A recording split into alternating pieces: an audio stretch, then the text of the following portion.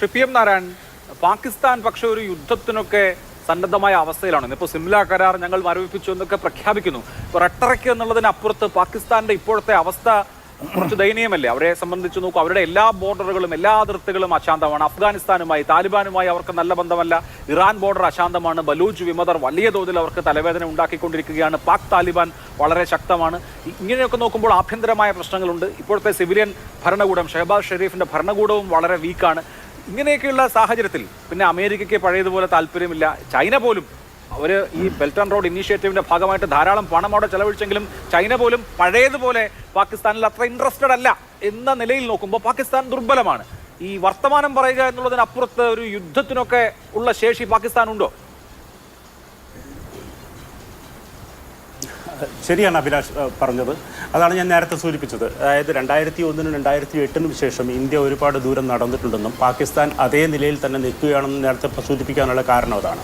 ഇന്നത്തെ പാകിസ്ഥാൻ്റെ അവസ്ഥ എന്നത് വളരെ ദയനീയമാണ്. 26-ാമത്തെയാണ് IMF നിന്ന് ലോൺ എടുക്കുന്നത്. പാകിസ്ഥാൻ്റെ ഈ പടിഞ്ഞാറൻ മേഖല മുഴുവൻ വളരെ വയലൻ്റായിട്ട് കിടക്കുന്ന അവസ്ഥയാണ് ഇപ്പോൾ ഉള്ളത്. പ്രധാനമായിട്ടും ബലൂച്ചി ഭീകരരുടെ ആക്രമണം നമ്മൾ കണ്ടതാണ് കഴിഞ്ഞ ആഴ്ച.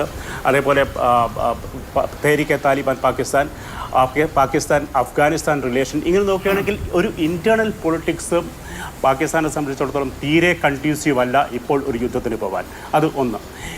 ഒരർത്ഥത്തിൽ പറയുകയാണെങ്കിൽ ഇത് തന്നെയാണ് പാകിസ്ഥാനെ ഒന്ന് മാറി പിടിക്കാൻ പ്രേരിപ്പിച്ചത്.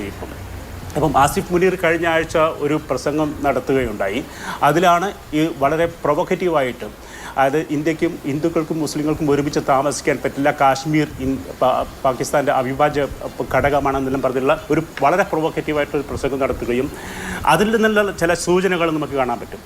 എല്ലാ കാലത്തും പാകിസ്ഥാനെ ചേർത്ത് നിർത്തിയിരുന്നതും ഒരു ഇന്ത്യ വിരുദ്ധ അല്ലെങ്കിൽ ഇന്ത്യ എന്ന ഭയവും മാത്രമാണ്. ഈ ഇൻറ്റേർണൽ പൊളിറ്റിക്സിനെ കവർ ചെയ്യാൻ വേണ്ടിയിട്ടാണ് ഇപ്പം ഒരു തരത്തിൽ ഈ കാശ്മീരിലേക്ക് ശ്രദ്ധ ഡൈവേർട്ട് ചെയ്ത് അതിലൊരു പരിധിവരെ നമുക്ക് വിജയിച്ചു എന്നും പറയാൻ പറ്റും. അതായത് ലോകരാജ്യങ്ങളിലൊന്നും കാശ്മീർ ഇത്രയും കാലം തലക്കെട്ടായിരുന്നില്ല കഴിഞ്ഞ കുറേ വർഷങ്ങളായിട്ട്. അതായത് ആർട്ടിക്കിൾ 370-ക്ക് ശേഷം എനിക്ക് തോന്നുന്നില്ല ഇൻ്റർനാഷണൽ മീഡിയയിൽ കാശ്മീർ വീണ്ടും തലക്കെട്ടാവുന്നത് ഇത്രയും വൈകിയതിന് ശേഷമാണ്.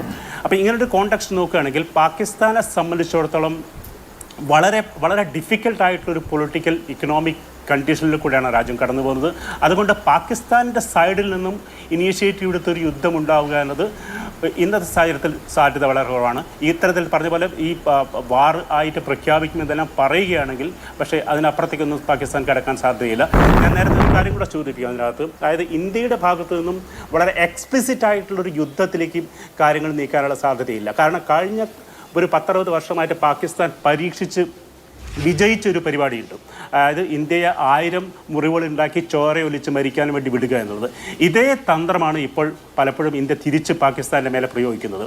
അതിൻ്റെ ചില തെളിവുകളൊക്കെ നമുക്ക് ബലൂചിസ്ഥാനിലും അല്ലെങ്കിൽ ഖൈബർ പഖ്തൂൺഖയിലും പാകിസ്ഥാൻ്റെ മറ്റു വിവിധ ഭാഗങ്ങളിൽ നമുക്ക് കാണാനും സാധിക്കും.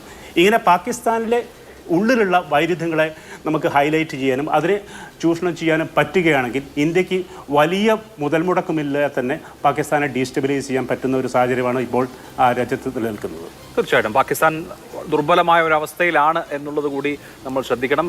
ഈ കഴിഞ്ഞ ദിവസം വരെ യഥാർത്ഥത്തിൽ പാകിസ്ഥാന്റെ താരതമ്യേന ശാന്തമായ അതിർത്തി ഇന്ത്യയുമായിട്ടുള്ള അതിർത്തിയായിരുന്നു എന്നുള്ളതാണ് ഇതിൽ ഏറ്റവും നമുക്ക് വേണമെങ്കിൽ വൈരുദ്ധ്യം എന്ന നിലയിൽ പോലും പറയാൻ കഴിയുന്നത്.